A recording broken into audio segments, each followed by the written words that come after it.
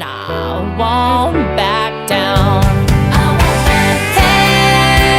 Hey, baby, there ain't no easy way out. Hey everybody, thanks so much for joining us right here on The Right View. We have a great show tonight. We have some friends that are always with us and we love to hear from them. The greatest in the entire game, of course, welcome media analyst Stephanie Hamill, as well as editor-in-chief for the Post Millennial and Human Events, Libby Emmons. Welcome in, ladies. Well, you know, there's a lot going on.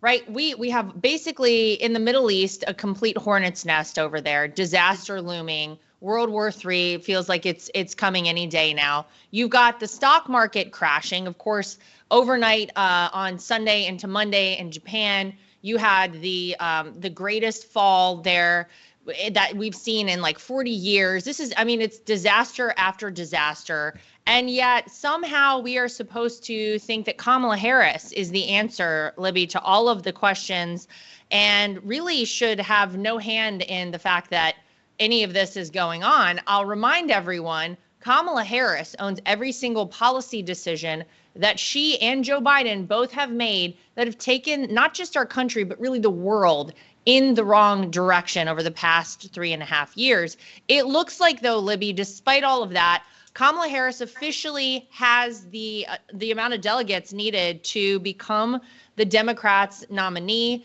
There wasn't a single person in the 2-week span of time or so since Biden dropped out and Kamala was coronated that anybody else stepped in to say, like, hey, wait a minute. This is not the democratic process. This is actually the least democratic thing we've ever seen happen. Not a single vote was cast for this woman. What do you think about that? Are you surprised at all, Libby, that we're here right now in this moment in America and really the world, that you have Kamala Harris, who really, I don't think anyone's ever seen anything like this happen. This is historic in the worst possible way. And yet not a single person on the Democrat side really came forward and said, like, wait a minute, can we actually do something else here? Does any of this surprise you right now, Libby? You know, I will say I am a little surprised because I did think that our countrymen would do better. I did think that the Democrat Party would do better. I thought that perhaps all of their rhetoric about how they were saving democracy meant something. It turns out that that was completely false. This is a total power grab. That's all this is. It is a coup and a power grab. And it's just so obvious. They haven't let anybody else in. They tied up the nomination before the convention, even getting delegates to get on board with that. So now the plan is for them to all celebrate in Chicago as opposed to actually do the people's business as was done at the RNC, which we saw very directly, which was amazing. So they're just going to all get drunk, I guess, in Chicago and watch people yell about Israel in the streets. So that will be very exciting for everyone in the democratic process. But I will say, as to Kamala Harris' record, as soon as she and Biden were in office, they demanded that everyone call it the Biden-Harris administration. Every single thing that has happened in the past 3.5 years is on her as well. And as for everything that she is saying about, well, she hasn't really said much, has she? She hasn't sat down for a press conference. She's refused to debate. She doesn't even have policy platforms on the website. So regardless of whatever it is that she thinks she might accomplish in the next 4 years, assuming she thinks something, there's no reason she can't do it now. This is her administration. This is the Biden-Harris administration. You want to get something fixed? Do it now. Show us what you're actually capable of doing before, you go ahead and steal the White House. It really does feel like that, though, Stephanie. Libby's not exaggerating at all. It's a coup. I think, Libby, you just said that, and I don't think anyone could agree more. What happened with Joe Biden? The fact that Joe Biden went within like a 24-hour span, or maybe we'll give him the benefit of the doubt, 48-hour span of time from I'm definitely going to run, I'm not dropping out, nothing could move me except I think he said an act of God or something to that effect. And then you go 48 hours later, and all of a sudden he has an X post that details how he will not be actually seeking to become president for another 4 years. He's going to pass the baton and the torch right on to Kamala Harris. There's no doubt they went in there, the guns blazing, the likes of Nancy Pelosi and the such, who, by the way, wants to have his face on Mount Rushmore of all things. And they said, listen, your time is up. Either you drop out now and you send this down to Kamala and let her take this on, or we're going to basically oust you from office, and we're going to have the 25th Amendment come right down the pike at you.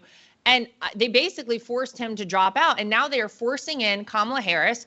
Libby just mentioned the fact that they are not actually doing the roll call for the DNC when they go to Chicago. They did it virtually already. They did this in 2020. Some people say, oh, there's historic precedent for them. They did this in 2020. They did it in 2020 because of COVID, if we're being honest. And now they did it again for Kamala. And a lot of people are like, well, maybe they're doing this because they didn't want anybody to step out of line at the DNC when they get to Chicago. But this has been forced and thrust upon the American people.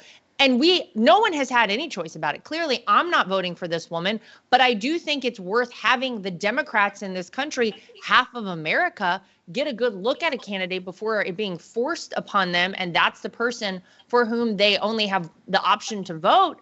None of this seems right. And I would like to get your thoughts as to how quickly do you think Nancy Pelosi will get Joe Biden's face on Mount Rushmore, Stephanie? Oh my gosh. I almost spit out my drink yesterday when I saw the article about Nancy Pelosi suggesting that, which is hilarious because, supposedly it was Nancy Pelosi and the Obamas and the, elite of the elite and Democratic Party who forced Biden out, because Biden came out many times forcefully saying he was not going to drop out of the race, unless, of course, an act of God. And then conveniently he got COVID. Our president disappears. We don't hear from him. And then all of a sudden on X, he's resigning. I mean, everything that has gone down in the past few weeks leaves me jaw dropped every single day. And I mean, you guys made this great point here, is that we have the Democratic Party who's always like crying about Trump being a threat to democracy and everything he does is a threat to democracy. Even him breathing is a threat to democracy for the Democrats. Now, when there's an actual threat to democracy, which is they completely bypass the will of their voters in the primary process. I mean, they threw all their norms out the window just to shove Harris in. And if you remember on the night of the debate where Biden failed miserably, no one was even suggesting Harris. In fact, actually, all of them, most of the media talking heads were not excited about her at all. And then, a week later, they realized that there was no other option because they wanted Harris to have access to the money, the campaign money that Joe Biden accumulated over this time. They thought that would be the easiest way. And they also had another issue, which was a lot of them kept talking about all of these other candidates who happen to be white men. And really, according to the left, you can't dismiss somebody like Harris because that would be racist. So they ended up getting really stuck with her. They had nowhere else to go. Then their tune started changing in the media. And now, I mean, they're just giving her glowing endorsements. They're just so excited. The sugar high is incredible right now. They are just obsessed with her. Yet they're not talking about the policies she supports. So the reason why why Biden was doing poorly in the polls is because people aren't happy with his policies. Well, Kamala Harris will be Biden on steroids. She also owns what is going on in the country right now as VP because Biden says she's always got the last word in the room. So she is part of this. This isn't just the Biden economy. This is the Biden-Harris economy. Everything that's going on in the world right now, especially in regards to our country, Biden-Harris. So yes, the honeymoon, I think, will be short because eventually they're going to have to stop talking about how she's the first woman of color, this and that, to lead the Democratic ticket here. People are going to want substance, and that's when it's going to get a little hairy for them. Yeah, well, you say a sugar high, and I think we all have kids here. A sugar high, what comes on the other side of that. It's a pretty steep crash, Libby. You come down real quick, and it hurts on the other side. It's no good. We got a chance to see just a snippet of Kamala Harris at the end of last week when that prisoner, the hostage prisoner situation happened, and you had all of these people who had been detained coming back to the United States, arguably, Libby, maybe the easiest of all lifts for Kamala Harris. This is a great situation. You have Americans being returned to American soil. You would think that that's a great opportunity to have a strong statement, to come out and really shine in that moment as the person who wants to be president of the United States. And Kamala Harris fell flat on her face as far as most people are concerned. Another word salad. to Stephanie's point, I think once people really get a glimpse of Kamala and they hear about who she is, her policies, I think the shiny object is done. Nobody wants anything that she's trying to sell. And what's been most interesting to me is that Donald Trump agreed to a September 10th debate on ABC against Joe Biden. He did not agree to a September 10th debate on ABC against Kamala Harris. So he said, all right, we'll keep all the same rules that you guys wanted the first debate that he did, by the way, with CNN of all places against Joe Biden. But he said, now I'm going to ask to do it on Fox News. We did CNN. I'm going to ask for a Fox News debate on September 4th. Kamala's camp was trying to taunt him and say Donald Trump is afraid. As absurd as this is, Donald Trump's afraid of debating Kamala Harris. He'll never agree to a debate. And then she turned down the September 4th debate. Do you think that we are going to see Donald Trump and Kamala Harris on a stage debating at some point, Libby? And how do you think that will go? I sure hope we get to see that. I think that would be just really, I mean, get your popcorn, people, because that would be really something spectacular. And if she's not going to debate Trump on Trump's terms, which he's the one who was president here, he's the one with more experience, he's the one who has global standing, where she's just sort of this fool and everyone knows it. So he should be setting the terms. Plus the Democrats set the terms last time. So, you know, it's his turn. But if she's not going to uphold that time, she should probably go ahead and debate J.D. Vance, which is really what she was scheduled to do. That was her ticket and her plan. So I think that would she'd get trounced there too. I would love to see that. And I don't think that anyone's believing this nonsense about how Trump is afraid that they keep saying. I don't think anyone thinks that that's true at all. Because first, Fox offered the September 17th time spot. She said the 10th, and they gave her, you know, an even earlier debate, an even earlier chance for her to attempt to prove her worth in front of, you know, the entire world. And I don't think she's got any worth to prove. So that's the biggest problem that she has. But yeah, I would love to see that debate. I think that would be really fascinating because Kamala doesn't have anything to say other than a whole lot of attitude and nonsense and things about Venn diagrams and seeing what can be unburdened by what might have been, which now has been thoroughly parsed. You know, I mean, that is like a communist talking point, and that's really all she's got, and that's what she wants for the country. And that's why we're seeing this ridiculous, you know, I wouldn't say ridiculous necessarily, but this horrible stock market crash happening right now, which is really devastating. This happened after the prediction markets bet for Kamala Harris over the weekend, and everyone's bracing for that because they know what's coming. Under Trump, we had a really strong economy, and under the Biden-Harris administration, we have been going south, as you say, crashing off this sugar high. It's really true. I mean, look, Stephanie, the stock market, sort of it's based on people's feelings, a lot of it, right? And their sentiments and the human feeling right now, if you live in the United States of America, the idea of having Kamala Harris as the president is very upsetting to a lot of people. Now, what they're doing on the left and in the media and in Hollywood is they're desperately trying to play identity politics with Kamala Harris, because quite frankly, it is the only hand they have to play with her. The woman card and the race card. And you know it is election season when they come out full throttle, when everyone is a racist or everyone's talking about race or obsessed with it. And that's exactly where they are right now. I can't think of anything more insulting to tell a woman of color, to tell anyone then you should vote for someone not based on their policies, not based on what they're bringing to the table, but based on how they look. How insulting is that, by the way, as a woman, that they're trying to market this to women out there? It's the same play they tried with Hillary in 2016, and it didn't work. It didn't work then. I don't know if it works now, but you have everybody talking about race again. And over the weekend, you had Michael Smirkanich, a CNN host, talking about, there was a group of black men who were asked whether or not they consider Kamala Harris black, because now that's what everyone is talking about. And whenever some of them said basically like, no, I don't know if we do, he of course said that they were low information voters. I'm going to actually argue the opposite. I think those are actually very informed voters. Those are people who have taken a look at this and they've made their own decisions. They're not just buying what's coming down from the mainstream media. You had left-wing journalist Glenn Greenwald actually comment about it. And he said, among the many hilarious parts of this CNN video is that after the black men explained their views on Kamala and race, the white man of authority calls them stupid and said that's not how the majority of black people think, which he knows because his black friends told him so. Stephanie, are we just going to be obsessed with race for the next 3 months? Is that what we're going to focus on in this country instead of actually bringing this country back? Because it kind of feels like that's where we're headed. If you suffer from chronic pain, listen up. I think you guys know that I am a fitness fanatic and I'm always looking for ways to improve my health. That's when I discovered a turmeric supplement called Golden Revive Plus. After taking it for just a few weeks, I started to feel relief in places I didn't even know I had pain.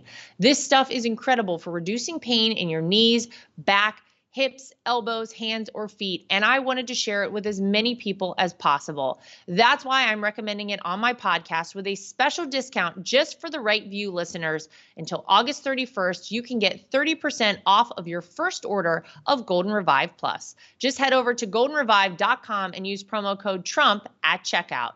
Over 300,000 Americans just like you are already using Golden Revive Plus to get and stay pain-free. Again, head over to goldenrevive.com and use promo code Trump at checkout for 30% off your first order. You've asked and MyPillow listened. They're finally bringing you the most requested offer ever. Right now, you can get the queen size premium MyPillow for only $19.98. MyPillow is made with patented adjustable fill, and it adjusts to your exact individual needs regardless of your sleep position. It helps keep your neck aligned and holds its shape all night long so you get the best sleep of your life. But that's not all. Get their 6-piece kitchen or bath towel sets for only $25. The brand new mattress topper for as low as $69.98. And their famous MyPillow bed sheets for as low as $25 and so much more. Go to MyPillow.com or call 800-624-3945 and use promo code Trump to get huge discounts on all MyPillow products, including the premium queen size MyPillow, only $19.98. That's the lowest price ever. Don't delay, order today. Use promo code Trump. Unfortunately, I think that's where we are headed because that's what the Democrats want to do. That's all they have. That's their only card. They want to avoid anything to do with policy, which is exactly why they're doing the basement strategy with Harris. That's why we haven't heard an official press conference, why we haven't, she's been really like dodging the cameras. And they figured it's probably better to keep her quiet than having to have her respond to questions about things she's supported in the past. Keep in mind, a nonpartisan group had dubbed her the most liberal candidate or liberal member of Congress when she was senator back in 2019. She was to the left of Bernie Sanders and Elizabeth Warren. So conveniently, as soon as Biden dropped out of the race, they deleted that off their website, by the way. Must be nice to be Harris and have people who are willing to do that. So yeah, I mean, she's to the left of the left. And the things that she supports, the American people aren't going to be with her on that. She wants to ban oil and gas fracking. She's likened the ICE to the KKK. I mean, this is the person who was dubbed the border czar, who apparently is not the border czar anymore, according to the media, who once told you she was the border czar. She did nothing with it. She didn't take it serious because she doesn't care, right? She wants free medical health care for all illegal immigrants. She didn't think it was a crime for people to cross the border illegally. She supported Black Lives Matter. She was giving money and donations to those who were terrorizing cities in our country over the years. Asking people to donate too. Remember that on Twitter? She was asking, please donate to the, whatever it was, the Minneapolis Freedom Fund or whatever that was, right? Yeah. She asked people to donate to that. So therefore she supports their effort, which was to defund the police. So, again, these policies aren't going to resonate, especially with people in the swing states and independent voters who are looking for a change. And so, again, they're going to just make this all about race, that if you don't support her, then you're a racist and you're a bigot and you don't like women. But ultimately, I mean, it's just cheap. And this host who was accusing these Black men of being low information voters because they don't accept Harris as one of their own. I mean, Harris's background is confusing, right? Like the media used to hype her up as an American Indian woman, and there's videos of her cooking Indian food online. There's there's pictures of her in traditional Indian clothing. So it's like, okay, then conveniently now and she is bicultural. Okay, that's fine. But it's like she panders to different groups. And then in Atlanta, she came out with a new accent. It's like, Yeah. It's who like, are you? it's Be very yourself. It's very Hillary Clinton-y, Yeah. right? Like I feel like that's it. All of it is very reminiscent to me. I'm having major flashbacks of 2016 with that. Remember, Libby, remember when Hillary came out with the accent and people were like, what is this? Or she had the hot sauce in her purse for all of her chicken that she's eating. This kind of stuff, I feel like people look at this and they're like, that is so phony. And then you contrast that on the other side with Donald Trump, who, man, whether you love him or hate him, he is authentic to the core. You are not there. There is nothing inauthentic about that guy. He tells you exactly what he's thinking. Sometimes people don't like it. I get it. But at least he's real. At least he's himself. At least he's authentic. And I think people are looking right now, Libby, for authenticity and something that's real and not a basement strategy for a campaign for the next 3 months, like we saw in 2020 with Joe Biden. Remember, we all tried to call this out and say they're hiding him. We need to see Joe Biden. Yes. He needs to get out. They're doing the same thing with Kamala. Yeah, it's been what, 15 days, 16 days by the time this airs, and we haven't seen her at all except when she's been scripted, and she's not authentic. She changes the way that she talks depending on who she talks to. Right. And that's one thing that I do respect about Donald Trump. It doesn't matter if you're the janitor or the Pope or the Queen. He's going to talk to you exactly the same way. He's going to treat you exactly the same way, and that's with respect and dignity.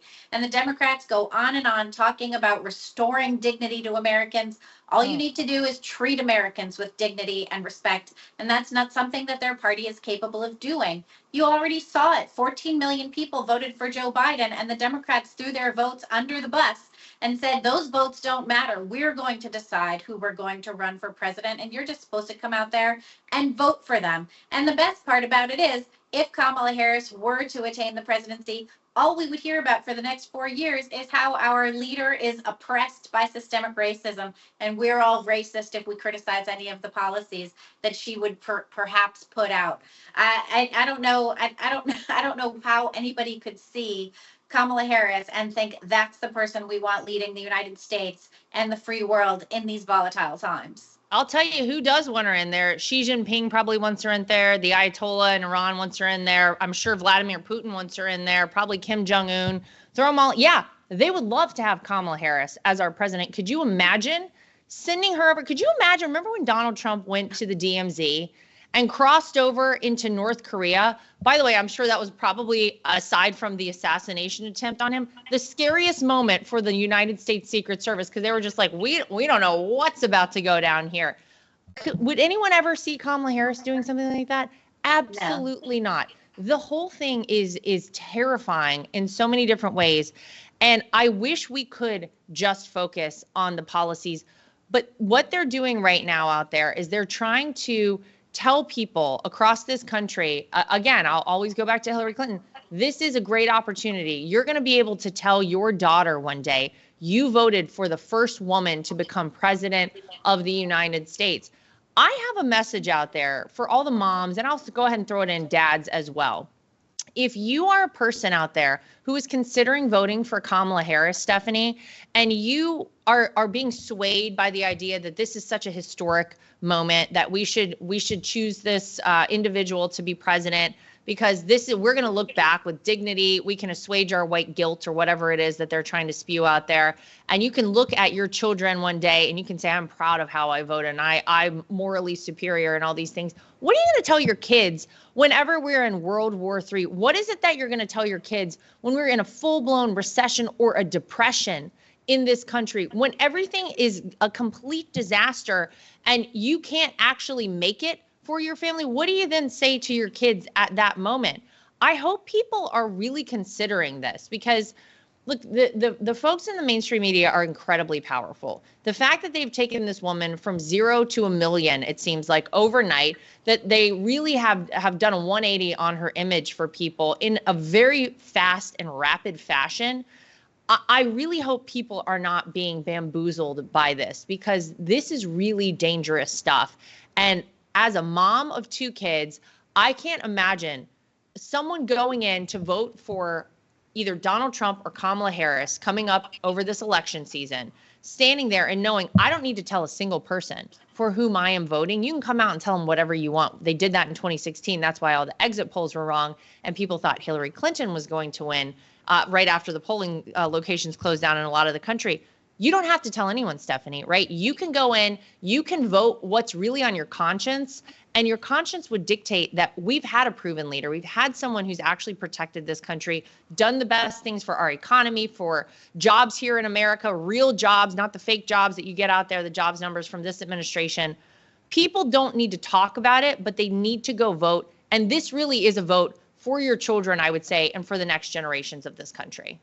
Yeah, I mean, I strongly believe you shouldn't pick somebody for a job based on their race, skin color, or gender. I mean, that is a terrible road to go down.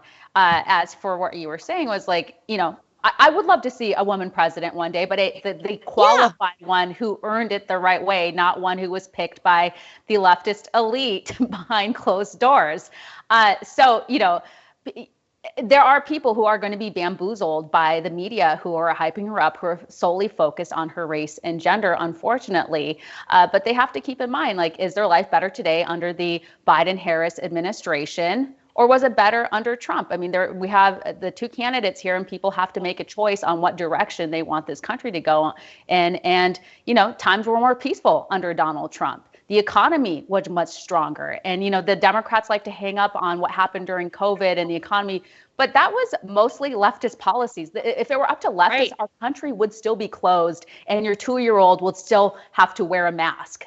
Like that, it would be up to the Democrats if they could enforce that. And, you know, there still are people who are wearing masks who are like totally insane. Oh, bless their hearts. I can't when I see it out there. I mean, God bless them, Stephanie. I can't do it. I judge you so hard if I see you wearing a mask out there. These grown people out there in like in just open air outside with a mask on, unless you have some serious thing. I don't know what's going on with you, but I judge you. I'll be honest. Yeah, exactly. And so yeah, people are going to have to make decisions, you know, look at their family situation, and you know, that's what they have to do. Yeah. Well, look, there is a lot to break down, not the least of which, Libby, is the VP pick for Kamala Harris. Now, by the time this airs, supposedly her vice presidential pick will be public. We'll know about it. It's the whole thing. And prior to us actually recording this show, we were kind of throwing around some ideas. Obviously, there's going to be some sort of an announcement in Philadelphia, and people then generally tend to say, oh, Pennsylvania, it must be the governor, Josh Shapiro, who's been touted as one of the top picks. You also have Mark Kelly, of course, senator from Arizona, who's got an interesting past. He was an astronaut. His wife was the Congresswoman Gabby Giffords, who had an assassination attempt against her. People probably remember that from, I don't even remember, 2010 or something, 2012. And then you have other people who maybe no one has discussed. So, Libby, I'm just going to open up the floor to you as to where you think we'll be when this show airs on Tuesday at 8 p.m. Go ahead. Well, all of the indicators do point to Josh Shapiro, but he's had some scandals mount in the past few days. There's this issue of when he was Attorney General, he authorized the ruling of a woman's death as a suicide after she had been stabbed 20 times, even though some of the reports showed that she had been stabbed after death and that some of the stab wounds severed her spinal cord and she kept being stabbed by herself afterwards. There's some indication that he had connections to the family of the fiance or something like that. And then there's also this thing where one of his top aides was accused of sexual harassment. The allegations were pretty serious, and the man continued on working for the Shapiro administration in Harrisburg for another 6 months. And now the spokesman are saying, "Oh, Josh Shapiro didn't know about it." You didn't know about this for 6 months? The man's working in your Pennsylvania cabinet here. So what's going on there? Pennsylvania, of course, is very important to the presidential election. Shapiro's from Eastern PA. So, that's its own whole world of corrupt Democrat politics pretty severely. I spent some time there when I was in high school. That's where I went to high school. So I know the area pretty well. But there are some other options. I think the UAW wants Tim Walz So, we'll see. But it is interesting that no matter who she picks from this short list, Kamala Harris is going to be running with a white man. Isn't that interesting? I agree with you. And as you know, we're looking at, of course, Gretchen Whitmer had her name kind of thrown out there, and I was like, oh, look, a woman. But I think in a lot of people's minds, Stephanie, that was never going to happen, right? For two women to run. I don't think that was. It is interesting though that for the of course the group who likes to focus on how people look and their gender when it's convenient. They know. Let me tell you something. On the left, they know a gender when it's helpful for them. Otherwise, forget it. Like, you're not going to get anything from them. What about you, Stephanie? Because in my mind, too, we could just have a wild card thrown in there. Like, they've been leading us off the scent because apparently anytime there has been a VP pick announced, it's never been a person from the state where the announcement is actually made. So the fact that you have it going on in Pennsylvania, of course, people are like, oh, Shapiro, it must be him. But maybe they're leading us off the scent. I said before we got on the air, what if she just showed up with Michelle Obama? What do you think, Stephanie? Yeah, I will say it is rather curious that all of the names that have been tossed around are old white men, which the Democratic Party always seems to trash, right? Like, they think white men are a threat to democracy as well.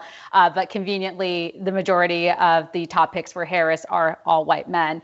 As for who she'll pick, I mean, everyone has a little bit of baggage. As you pointed out, Shapiro, the long list there as well. He has some a college article that the pro-Palestinian left aren't excited about. So, he's trying to backtrack on that and saying, oh, well, what I wrote in college didn't matter because I was in college.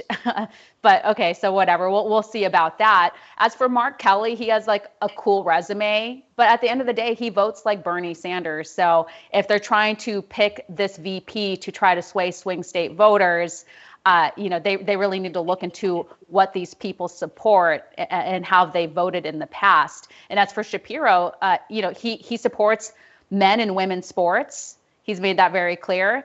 When Donald Trump was trying to clean up the border, he released some statement, basically suggesting that they were going to sue over the Trump administration wanting to put up border walls. So he's made his case on that, unless something's changed, and I doubt it. But as for where VP Harris is going to go, her VP pick can't be any worse than Biden's. Touche. Look at Stephanie wrapping it up there with the bomb. I love it. Yeah, look, it is all it's all kind of crazy. I don't even know what to say anymore, because I feel like just when we're all getting settled and our feet under us and we're like, all right, then it's not going to be Biden, it's going to be Harris, then something else crazy happens. And so I'm ready for the wild card pick. I'm ready for whatever it is they're throwing our way. Here's the good news, no matter what. And I hope everybody out there understands this. From the RNC and the Trump campaign perspective, we are going to plan to reach out to voters all across this country, remind them what it is that Donald Trump actually did when he was in the White House, and remind them to take a look at their lives right now. And it's the old adage of, are you better off now than you were 4 years ago? No one is better off right now than they were before Joe Biden and Kamala Harris got their hands on our country. And we can't survive another 4 years of this, let's be honest. And it's going to be worse because Joe Biden's been like an empty vessel. They've just been kind of leading him around, whoever they are behind the scenes. Kamala Harris actually believes in a lot of this stuff. So imagine it now, but even worse, because she was rated as the most far left liberal senator in the United States Senate, as much as they want to erase that from the internet. Internet's forever, guys. Hate to tell you. So we're going to work hard over the next 3 months. We're going to talk to the people of this country, and we're going to remind them what's truly at stake. And really, if you're voting your conscience, the vote should be for Donald J. Trump. So Libby and Stephanie, as always, great to have you both. Thank you guys for joining us. And to everybody at home, as always, make sure you like, subscribe, share, and follow. And we will see you back here next time for more of The Right View. And I won't back down. Hey, baby, there ain't no easy way out. Nothing is worse than being on a phone call that drops. Nothing is worse than trying to text someone and you can't reach them because your phone is out of service range. And nothing is worse than supporting these major corporations and companies who don't support us. That is why I love Patriot Mobile. They are America's only Christian conservative wireless network. They use every cell tower out there available to all networks so that they have the greatest 4G and 5G coverage nationwide, and they support the causes that are important to us as conservatives. If you go today to patriotmobile.com/Lara Trump and use the promo code Trump, you will get free activation today. Again, that is patriotmobile.com/Lara Trump. The promo code is Trump for free activation so that you can get a great cell plan and feel good about doing it.